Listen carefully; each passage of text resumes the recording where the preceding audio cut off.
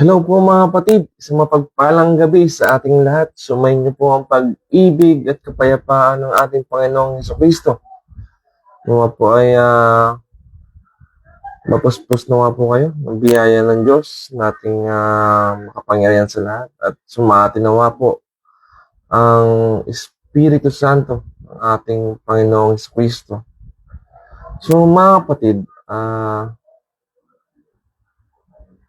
ito na lang po si Kuya Chris upang magbahagi ng konting kaalaman na salita ng Diyos na naayon sa Bible. Ayan, mga kapatid. So, mga kapatid, konting introduction lang.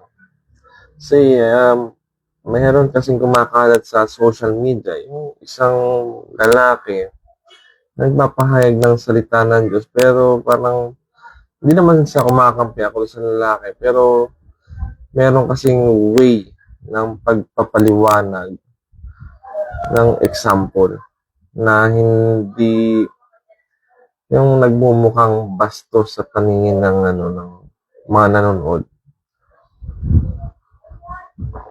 Bagaman ako yung nagbabasa ng Bible din, naiintindihan ko yung kanyang punto doon sa sinasabi niya yun. Kasi nasa Bible naman talaga yung sinasabi niya. Pero yung the way po na magpaliwanag siya,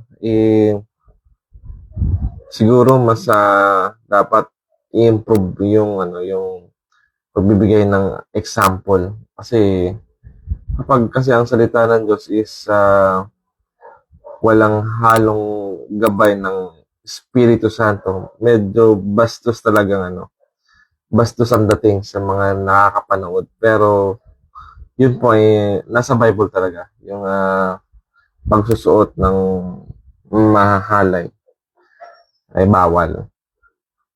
Ngayon po mga kapatid, mahirap kasing, alam niyo po yun, mahirap makipag-usap sa mga taong walang, hindi ko naman sinasabing alam ko lahat ang nasa Bible.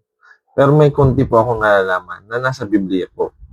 Pero pag nakipag-usap ka kasi tungkol sa kautusan ng Panginoon sa Kristo, mahirap makipag-usap sa mga taong walang alam sa Biblia.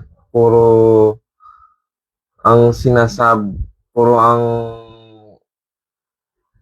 nasa isip nila kung ano yung natural na sinasabi ng tao na ang nasa isip kasi ng mga ganun tao puro makamundo. Kung ano yung sinasabi ng mundo o yung mga karaniwang napag-uusapan sa sanlibutan, yun po yung nasa isip nila. Iba po kasi yung kaisipan na meron ng Biblia sa mga hindi pa nakakabasa nito. Kasi hindi po talaga magtutugma yun eh. Hindi maiintindihan ng, hindi ko naman sinasabi ako yung nakakaintindi.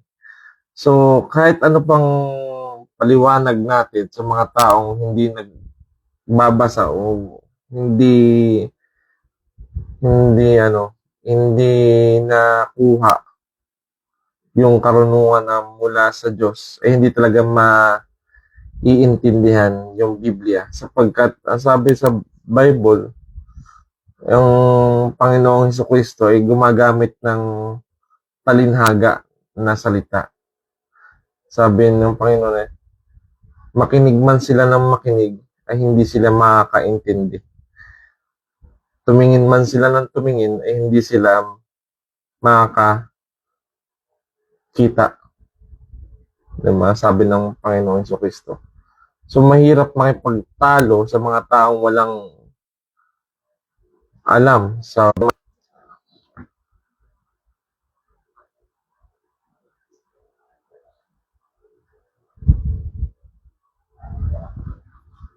yung hindi man lang halos nagbabasa ng Biblia. Kasi nga po, iba po ang karunungan ng Biblia. Iba po ang karunungan na nasa Bible. Yung mga taong nagbabasa ng Bible, pag nakipagtalig, sorry po mga kapatid, medyo mahina lang yung internet natin. Pasensya na po. So, Yung mga ano po kasi mga kapatid, ay yung mga taong nagbabasa ng Biblia at nakakaunawa ng Biblia, pag nakipag-usap po yan sa mga normal na tao na walang pagkakaintindi sa Bible, eh hindi po nagtutugma yan. Ang alam lang ng mga taong makamundo, eh pagsasalita ng bad words, panananga, pagmumura, pagsasabi ng baliw ka. No? Yun yung alam ng mga taong walang alam sa Biblia. Kasi po,